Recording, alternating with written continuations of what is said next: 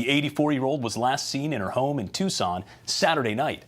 The sheriff's department says they have not identified any suspects in what is believed to be an abduction.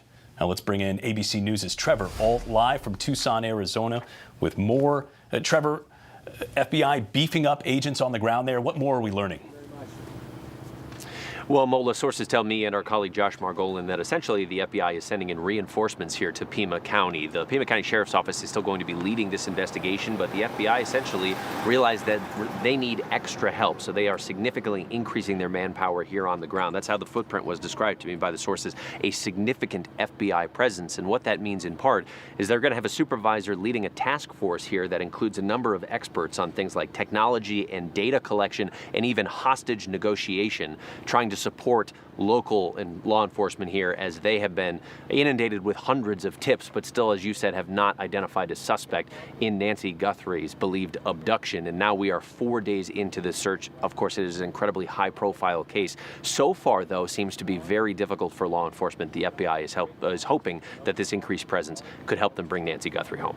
Trevor, has the sheriff's department said anything more about the validity of those possible ransom notes?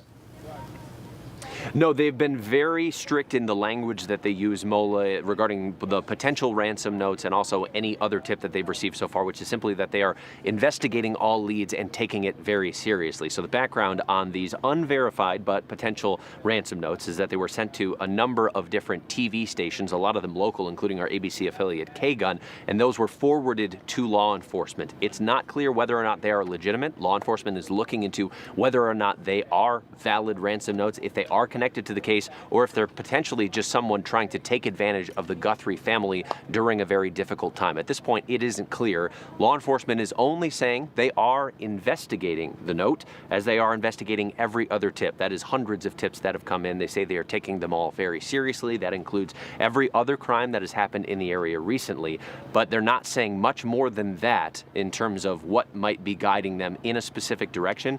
As far as we know right now, they don't seem to be going in a specific direction. They are casting a wide net trying to find Nancy Guthrie. All right, Trevor Alt in Tucson, Arizona. Thanks, Trevor.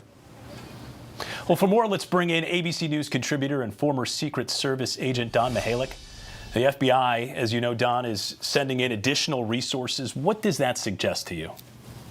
Well, first of all, it's about time.